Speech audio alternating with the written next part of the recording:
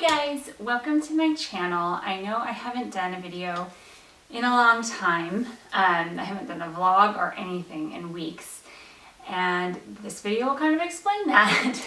I am pregnant and I am 10 weeks today, and the last 3 weeks have been pretty miserable. So that's why I haven't been filming. I've been pretty sick. Well, first of all, we were trying. This was number 3 for us, and we were trying for about 3 months, and which I know is not long at all. So we're really excited. I found out really early. I found out at about 3.5 weeks, so it already feels like it's been forever, and we're just letting people know now since I had my ultrasound, and but it feels like it's been forever. With Jackson, I found out when I was like 7 weeks. So then I had my ultrasound the next week, and you know, time went a little faster that time. But then with Noah, I found out early, about 4 weeks, and this one I found out 3.5. So it's been a long time, but feels like a long time. So as you know, we have 2 boys, and we are hoping for a girl. I'm mentally planning on a boy because I have to. Having a girl is a very deep-seated thing for me. It's not just about bows and cute dresses and dolls. Not that I'm not looking forward to that if I ever have a daughter, but a lot of other just emotional issues that make me really want a daughter and to have that bond with another person. So after I found out Noah was a boy, it just kind of hit me like, wow, I have no control over this. I might only have boys. I might never get a daughter. It just kind of hit me that I might never get a daughter. And so I just started doing research and found the shuttles method, which basically that theory is that girl sperm lives longer and is slower than male sperm, which is faster and weaker, dies off quicker. So basically that's what we did. I took my temperature for like 9 months, my basal body temperature, to 10 months, about 6 months before we started trying, to get a good read of my cycle, which was not easy. I am not regular. My temperature chart was not easy to read, of course. So that was tedious and difficult. The 3 months before we started trying, and then during trying, I changed my diet just to have a lot of magnesium rich foods. I wanted to stay away from potassium and sodium, and which was pretty hard. High in calcium, which was good for me because I love milk, and chocolate was a good thing, so that was good. I definitely took advantage of that, but it was hard, and especially that last month, it was kind of getting to me, the diet part, just because I would make dinner for my family and I would only be able to have like kind of part of it with like broccoli, and I was like, oh, it was just kind of getting to me. And then every time I cheated, I felt like, oh, I'm throwing away my chance.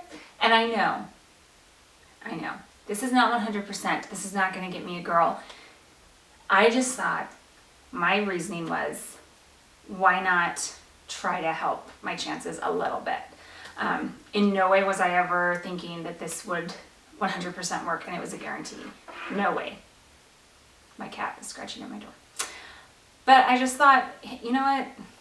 I obviously can have boys, and why not just help our chances a bit? If it does, then great. If it doesn't, then it doesn't. But if I didn't try, then I'd always wonder, what if I would have tried? So that's what we did. So the cycle I got pregnant, of course, I ended up ovulating about a day or 2 early. So with all that planning, my cycle changed on me that month, and so the chances of me having a boy are pretty great. But you know, whatever. I imagine boy things. I know boys. I love having 2 boys. I really, really do. It's the other people constantly being like, oh, it's gonna be a girl, it'll be a girl, it'll be a girl. And I'm like, don't tell me that, you have no idea. So that gets to me. When people ask me if I want a girl, even that I try to be like, well, that would be boys are good. But when they tell me they know it's a girl, that bothers me, because I'm like, you don't know how much I want a girl. And what if I believe you and it's a boy? So that bothers me, and we have 2 more months to go until we find out what it is. So I have 2 more months of that. And then, of course, I'll have the people, when I find out it's a boy, going, oh, I had that with Noah. I couldn't believe it. People would actually be like, oh, no. And I was like, how? I'm good. Like, what? Why would you say that? But they mean well. So anyways, so that's a little background of us trying. Found out I was pregnant. It was actually so faint that at first I thought it was negative. And then when I looked again, I was like, oh my gosh, no, there's 2 lines. It's just super faint. And so then I waited a couple days. I think I waited 2 days and took another test, and it was more obvious. I had bought a card for Tim on Etsy a couple months before that said, what is it? You make me nauseous. Or is it this baby of yours I'm carrying? Either way, I want to throw up and it's your fault. And I just thought it was funny. I thought he thought it was funny. I blame him for a lot of things. So I thought he'd think it was funny. And so that night after he got home from work and we put the boys down to bed, I gave it to him. And yeah, so that was fun. And then the boys, we waited to tell until I had my ultrasound and everything was good and strong heartbeat and everything. Then we told them. And I mean, their reaction was just kind of like, oh, okay. But then ever since then, he's getting more and more excited. Every time he sits by me, he puts his hand on my stomach. Every time he hugs me, he puts his hand on my stomach and he'll just stare at my belly. And so I think he'll be really excited when the baby actually starts to move. I think he's gonna think that's crazy. And I normally don't let people touch my stomach or my belly. I don't like it. Even Tim, I'm like, you can feel the baby move, but I don't like being pregnant. I will just say that. I love having babies. I even enjoy labor. Don't love being in pain or anything. Contractions are not fun, but the experience, and I feel so confident after, like, oh my goodness, look what I just did. I just feel really good after, and the whole experience of meeting your baby, I love it. So I'm excited about that, but I don't enjoy being pregnant. So I don't let people touch my stomach. I'm not like mean, but I just try to make it so that they just can't. I'm not like, but Jack, I will allow. And he's really excited. They both want a sister, but we'll see. I know they're gonna love a baby brother too, so. As far as symptoms, I have been, extremely exhausted, which that was more like 5-6 weeks. I was extremely exhausted. And then like 7, 8, and 9 weeks, especially 7 and 8. 9, there were a few good days in there, but not many, were awful. Like super, super nauseous, headaches. No food sounded good, but I knew if I didn't eat, it would just get worse. So I would try to eat, and then that wouldn't sit well, and it would make me feel sick. But if I didn't eat, I felt sick. So it was the same way with the boys. I threw up a few times with Jack and a few times with Noah, but like Jack, I took my prenatal with citrus juice, which then I found out later you shouldn't do because it can make you throw up. Noah, it was like 2nd trimester, I had really bad heartburn and it made me throw up, but it was never like morning sickness. And this one I haven't been throwing up, but I feel like this time is worse. As far as the nausea, like there were times when I was feeling like, the cold rush in your head and the extra saliva, and it was like, okay, this is gonna be it. Nothing ever happens, but it's hard to remember. Everyone's like, oh, is this time worse? Is this time worse? Oh, and I'm like, I think so. But I mean, Jack was like 6 years ago. Noah was 3.5 years ago. Like, so it's kind of hard to remember, but since it's similar symptoms, but I'm pretty sure it's worse. I don't remember being like incapacitated like this. Like Noah or Jack, I had a job that I remember feeling really tired and nauseous, but it's like I still went to work. With Noah, I still had Jack and we were doing things. I didn't feel good, but like with this last couple of weeks with Noah, I'm like, watch another movie because I can't move or I'm gonna throw up. Like, and Jack's been in school. I'm going to pick up Jack. I'm always like, okay, let's go get him. Like, I just feel like I can't do anything. Tim has been taking the boys everywhere when he can. Tim went to work late, like 3 times, for like 2 weeks pretty much, to take Jack to school for me,